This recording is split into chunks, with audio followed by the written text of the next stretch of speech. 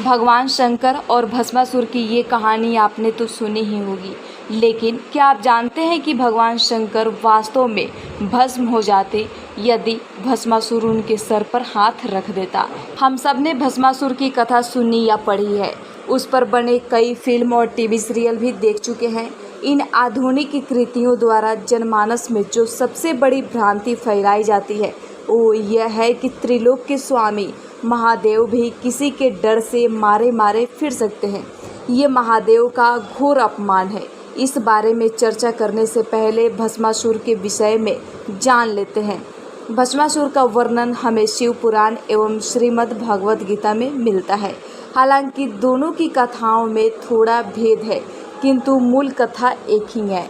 कथा के अनुसार एक असुर था जिसका नाम था वृकासुर। उसने अमर होने के लिए केदार क्षेत्र में महादेव की घोर तपस्या आरंभ कर दी। बहुत समय बीत गया, किंतु भगवान शंकर प्रसन्न ना हुए। तब उसने क्रोध में आकर हठपूर्वक तपस्या करने की ठानी। महादेव को शीघ्र प्रसन्न करने के उद्देश्य से उसने वही केदार में एक भयंकर अग्निकुंड बनाया और अपने शरीर का मांस काट काट कर महादेव के नाम से उस अग्निकुंड में अर्पित करने लगा। जैसे ही अंत में उसने अपना शीश काटने का प्रयास किया, महादेव प्रकट हुए और उसका हाथ पकड़ लिया। उन्होंने वृकासुर को स्वस्थ कर दिया और वरदान मांगने को कहा। तब वृकासुर ने अमरता का वरदान मांगा, जिसे देने से महादेव ने मना कर दिया। तब वृकासुर ने वरदान मांगा कि वो जिसके सर पर हाथ रख दे वो भस्म हो जाए। महादेव ने उसे ये वरदान दे दिया और अंतर्ध्यान हो गए। उसी वरदान के कारण उस समय से वृकासुर भस्मासुर के नाम से प्रसिद्ध हुआ। वरदान के मद में आकर उसने सृष्टि में त्राही त्राही मचा दी। उसका जिसे भी मन होता उसे भस्म कर देता। उसके अत्याचारों की ताप महादेव तक भी पहुंची। तब उसका नाश करने के लिए महादेव की प्रेरणा से देवर्षि नारद उसके पास गए। उन्होंने उससे कहा कि हे असुरराज, एक पुरुष की पूर्णता उसकी भार्या से ही होती है, अतः अब आपको विश्व की सर्वोत्तम नारी से विवाह कर लेना चाहिए।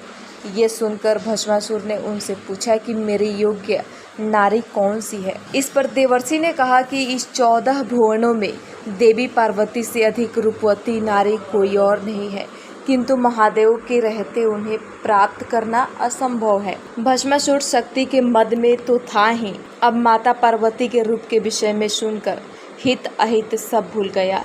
वो तत्काल कैलाश पहुंचा और माता पार्वती से विवाह करने का प्रस्ताव रखा। तब माता पार्वती ने उसकी बड़ी भत्सर्जना की।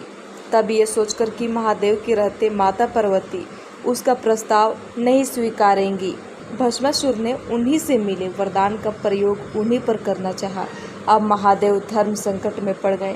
अब उस असुर का नाश करना इनकी इच्छा मात्र पर निर्भर था, किंतु अपने भक्त का वध स्वयं कैसे करते।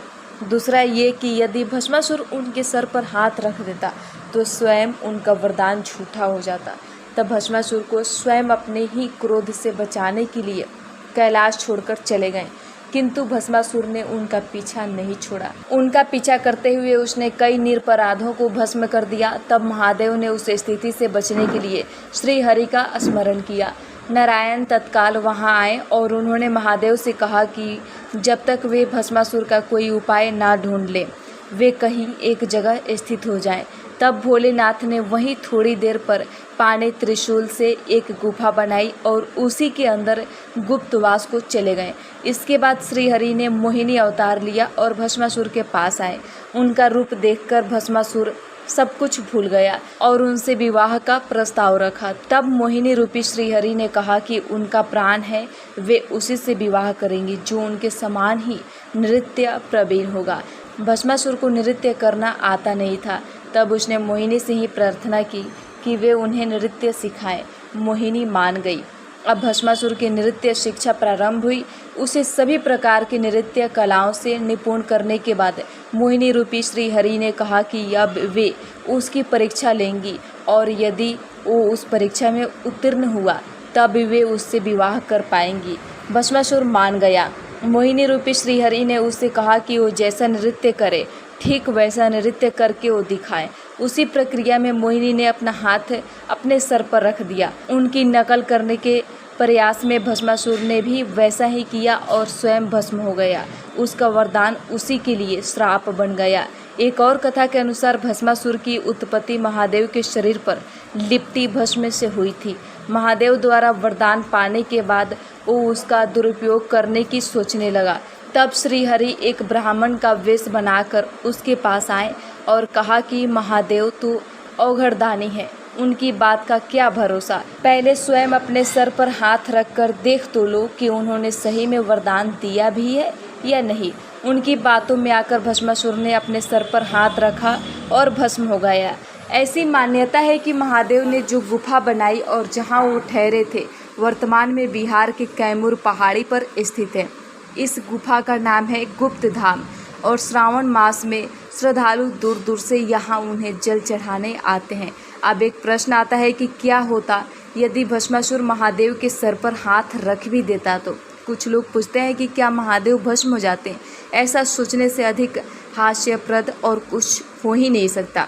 जो महादेव प्रलय के अंत में अपनी एक हुंकार से सारी सृष्टि को भस्म कर देते हैं, तो क्या एक तुच्छ राक्षस द्वारा भस्म हो जाते हैं। ऐसा सोचना ही मूर्खता है। तो महादेव का कुछ होने से तो रहा, किंतु यदि ऐसा हो जाता तो महादेव द्वारा भस्मासुर को दिया गया वरदान झूठा हो जाता। जब ईश्वर का वचन झूठा हो जाए तो ये सृष्टि कैसे चल सकती है। दूसरा कि यदि महादेव स्वयं भस्मासुर का वध कर देते तो भी अधर्म होता, क्योंकि वो महादेव का भक्त था और उसे स्वयं उनका ही वरदान प्राप्त था। इसी कारण स्वयं अपने वरदान की रक्षा करने हेतु और भस्मासुर को स्वयं के क्रोध से ही बचाने के लिए महादेव उससे दूर चले गए। अब एक प्रश्न आता है कि महादेव को भस्मासुर से भागते हुए क्यों दिखाया जाता है। तो इसका उत्तर है आजकल की फिल्मों और टीवी सीरियलों के कारण उन्हें केवल मनोरंजन से मतलब है, भले ही उसके लिए धर्म का लोप हो जाए। सर्वप्रथम महादेव को भस्मासुर से डरकर भागते हुए एक फिल्म तेलुगु फिल्म मोहिनी भस्मासुर में दिखाया गया। उसके बाद तो ऐसे दृश्यों की बाढ़ आ गई भस्मासुर पर। उसके बाद जितनी भी फिल्म या टीवी सीरियल बने, सब में मनोरंजन के नाम पर इसी प्रकार महादेव का अपमान किया गया, जो आज तक चल रहा है। अतः इन सब बेकार के फिल्मों और टीवी सीरियलों पर विश्वास करना छोड़ें और अपनी आने वाली पीढ़ी को अपने महान हिंदू धर्म पर गर्व होगा। वैसे शंकर भगवान और भस्मासुर की ये कहानी आपको कैसी लगी, कमेंट बॉक्स में ज़रूर बताएं।